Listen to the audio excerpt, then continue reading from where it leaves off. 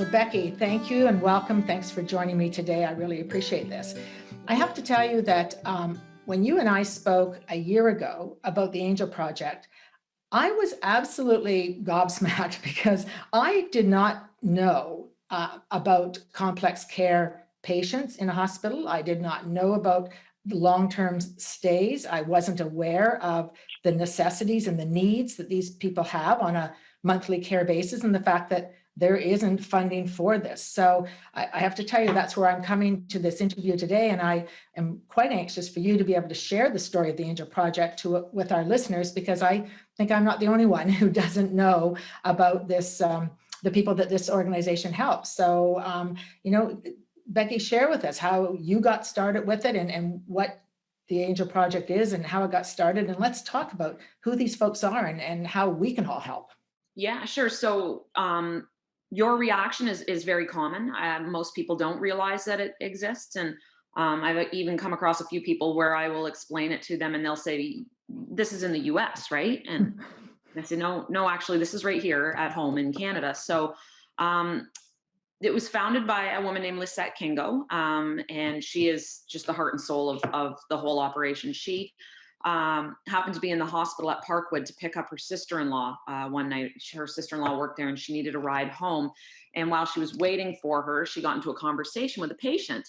And her sister-in-law was ready to leave. So they got up to leave, and the patient actually said to her, please don't go. I haven't had a visitor in, however long it had been, 10 years and so it was astonishing for her that the depth of the loneliness, that you would take a complete stranger that you've had this brief encounter with, who would plead with you to please stay and keep talking, because you haven't had a conversation with anyone outside of the hospital. So that's sort of how she got started. And then it became bringing in Christmas decorations to make it look a little nicer at that time of year and presents. And then it sort of snowballed. I became involved when my son and Lisette's son played on the same hockey team when they were little. And she asked me to donate an item. And so I was kind of sitting there thinking, well, is this a jersey worthy donation or is this a hockey card? So I asked her to sit down and explain it to me. And by the time we were done the conversation, she had me in tears. She's in tears a lot, but I'm not. So she had me in tears. And so I said, you know what, I'm going to donate something, but I'd like to do a little bit more. And so that's how it started for me. And again, it's just grown and grown from there. And speaking of that care, so I have a list here of the several things that the organization does and has funded. And you mentioned wheelchairs. So I do know that wheelchairs, right? There's voice equipment for someone who doesn't and can't speak, right?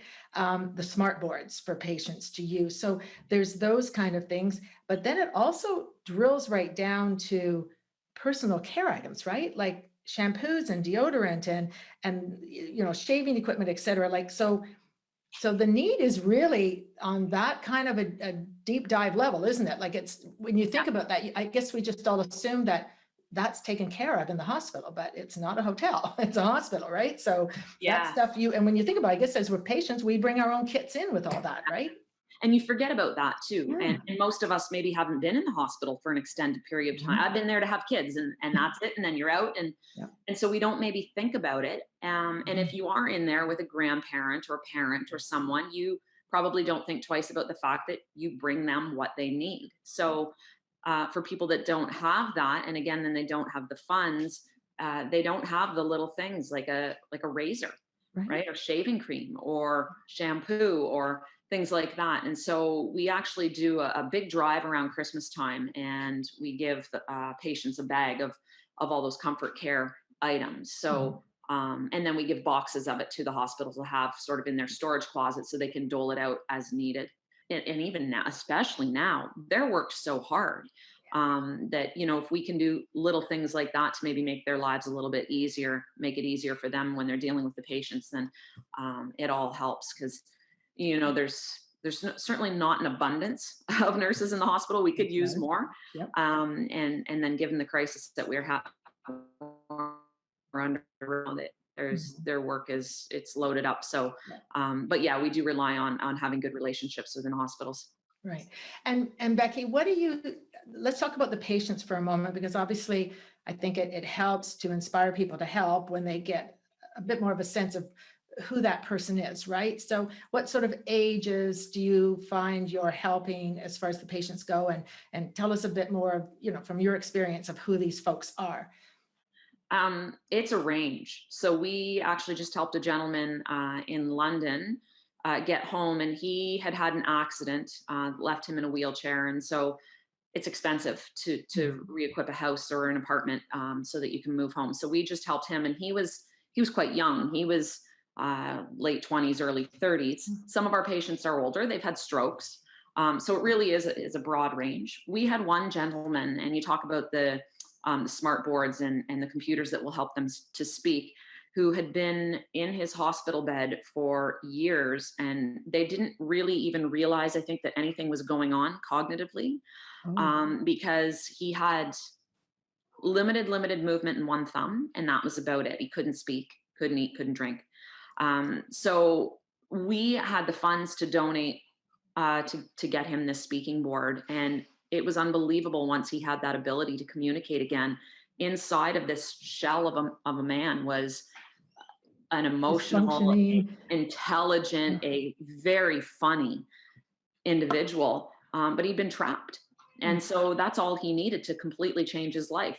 Equip him with a wheelchair that he can navigate with this little bit of movement in his thumb, and equip him with this speaking board so that he can now communicate. And it was life changing. And I mean, for years and years, he was sort of the spokesperson for the Angel Project, and just a joy to go and visit. He's passed away since, but so we get people like that, where, I mean, I can't even imagine, and I think most of us can even imagine how horrible his life was.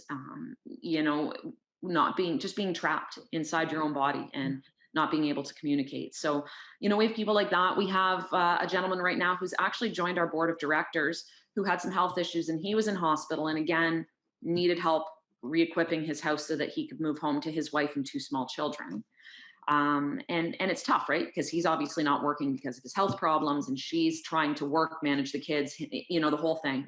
And so there was that financial need. I don't know how long he would have been in the hospital without somebody stepping in to help out.